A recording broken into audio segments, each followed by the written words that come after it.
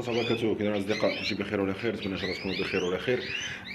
الاخوان، واحد النقطة بغيت نبارطاجيها معكم اليوم.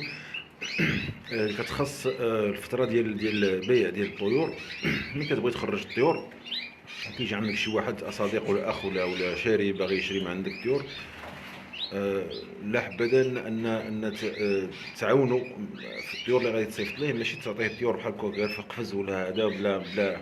الا كنتي شاد شي تقياد، الا كنتي ما شادش تقياد راه لا لوم عليك، ولكن الا كنتي شاد تقياد من الاحسن انك تعطيه الارقام ديال الطيور وتعطيه الاباء ديالهم شكون هما مثلا، على الاقل واش من عشاش نفس العشاش ولا لا، والتاريخ ديال الازدياد. انتم كما كتشوفوا واحد السيد الله يسخر ليه في الطويرات، هادو كاع الطويرات ديال 2021 ديال هذا العام.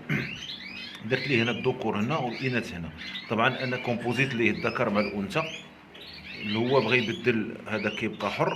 لكن كما كتشوفوا هنا كندير الفاغ اللون 168 النمره ديال الخاتم، العش القفص 39 زاد في 13/05/2021 طبعا، مع الانثى ديالو 147 الرقم 27 الاباء ديالها من القفص 27 زاد 26 شهر 4 اللون اصفر الى اخره. هنا كتبان لكم جون فيغ بورتور ديال البغان، مهم جدا باش نعرفوا مثلا هذا الطائر هذا عينيه حمر من زاد. راني قيدتها دابا، ها هو الله يسخر لي فيها، هو عنده النمره 77 زاد من العش 49 زاد في 22/03 الى اخره.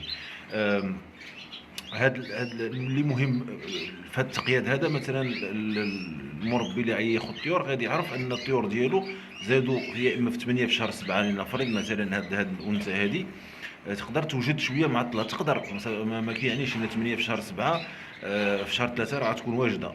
الا كيفرغ هو بكري في شهر 12 خصو يعرف ان، ولا في شهر واحد، ان النتوء تقدر تكون ما واجداش. ونحاولوا ما امكن اننا نخالفوا ليه، ما نعطيوش مثلا بغا ياخذ 5 ديال الازواج، ما نعطيوش كلشي ديال الزياده ديال شهر 7، نعطيو زياده ديال شهر 5 شهر 3 شهر 4، باش ان الطيور تكون مختلفه على حسب الوقت اللي غيبغي يخدم فيه هو تكون موجوده.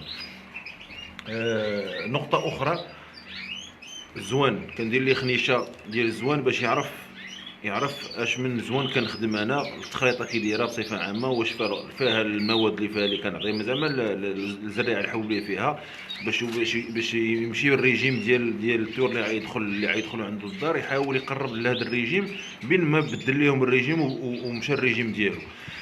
كنقيد ليه العدد ديال ساعات الاضاءه، شحال من ساعه الاضاءه عندي انا حاليا اليوم، لنفرض حنا اليوم الاثنين، الضوء كيشعل مع 7:35 وكيطفى مع 6:29، عندي ما يناهز 10 سوايع 50 دقيقه.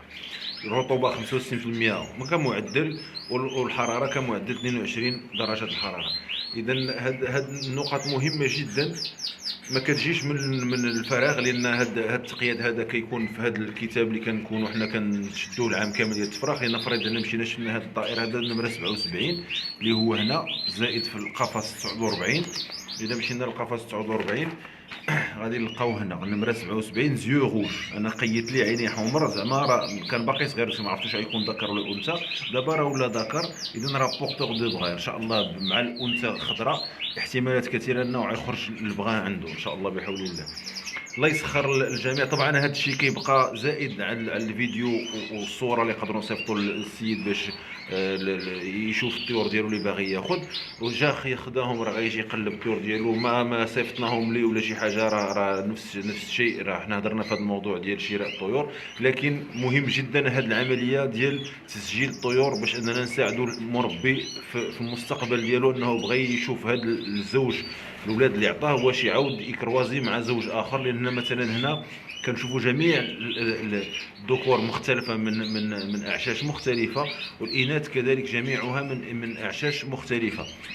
كاين ذكر واحد اللي هو هذا الاخراني من عش 35 عنده الاخت ديالو من عش 35، لكن من زياده مختلفه. هذه التفريخه الثالثه وهو زاد في التفريخه الاولى، انا ما درتهمش مع بعضياتهم.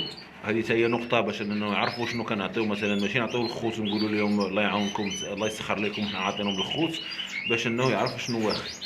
نتمنى هذه غير بغيت نبارطاجيها معكم كباقي النقاط اللي كدوز في فترات ديال السنه. هذه الفتره كتعرف بالفتره ديال البيع ديال الطيور. الله يسخر الجميع اللي كيشري، الله يسخر اللي كيبيع، وتبارك الله عليكم، والسلام عليكم ورحمه الله وبركاته.